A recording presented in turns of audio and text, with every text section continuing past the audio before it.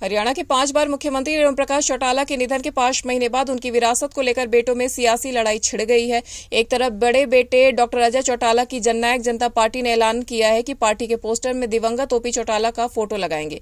इसका पता चलते इनेलो के राष्ट्रीय अध्यक्ष व दिवंगत चौटाला के छोटे बेटे अभय चौटाला भड़क गए। उन्होंने कहा कि जब ये इनेलो छोड़कर भाग गए थे तो चौधरी ओपी चौटाला ने इन्हें गद्दार कहा था। गद्दार उनकी फोटो कैसे लगा सकते हैं।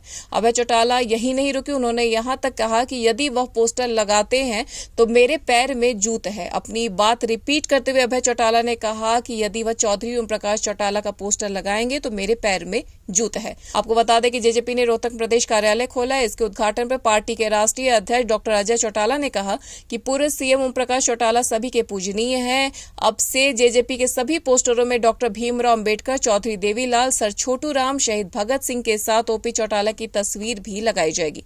बता दें कि इसकी शुरुआत साल 2013 में हुई, जब ओम प्रकाश चौटाला और अजय चौटाला जेबीटी घोटाले में 10 साल के लिए जेल गए तो इनेलो की कमान अभय चौटाला के हाथ में आ गई। 2014 के चुनाव में अजय चौटाला के बड़े बेटे दुष्यंत चौटाला राजनीति में आए। 2014 में दुष्यंत चौटाला हिसार लोकसभा सीट से चुनाव लड़े और कुलदीप बिश्नोई को हराकर सबसे युवा सांसद बने। उसके बाद राज्य में विधानसभा चुनाव आए और इनेलो हार गई। दुष्यंत चौटाला के सांसद बनने के बाद पार्टी 2 खेमों में बंट गई थी। एक गुट अभय चौटाला के साथ खड़ा था, दूसरा दुष्यंत चौटाला के साथ। खींचतान के बीच पार्टी चलती रही। फिर अक्टूबर 2018 में इनेलो के गोहाना में रैली थी। ओम प्रकाश चौटाला और अभय चौटाला के सामने यहां दुष्यंत चौटाला को अगला मुख्यमंत्री बनाने के नारे लगने लगे। इस पर ओम प्रकाश चौटाला नाराज हो गए।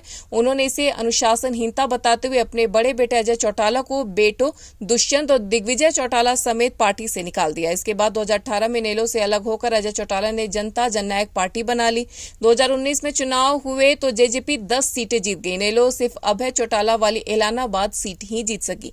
भाजपा तब 90 सीटों वाली विधानसभा में सिर्फ 40 ही जीत सकी। इसके बाद जेजेपी किंग मेकर बनी और दुष्यंत चौटाला ने भाजपा के साथ सरकार में शामिल होकर महज 31 साल की उम्र में हरियाणा के डिप्टी सीएम बन गए। ओपी चौटाला का 20 दिसंबर 2024 को 89 साल की उम्र में निधन हो गया। इसके बाद पूर्व सीएम की अंतिम विदाई के मौके पर पूरा परिवार इकट्ठा दिखा। सबको उम्मीद थी कि वे एकजुट हो जाएंगे, लेकिन ऐसा नहीं हुआ। ओपी चौटाला के निधन के बाद छोटे बेटे अभय ने पार्टी की कमान पूरी तरह से अपने हाथ में ले ली। इस साल 25 मार्च को पार्टी की संसदीय कार्य समिति की बैठक हुई, जिसमें अभय चौटाला को पार्टी का राष्ट्रीय अध्यक्ष चुन लिया गया। News desk, anyone live.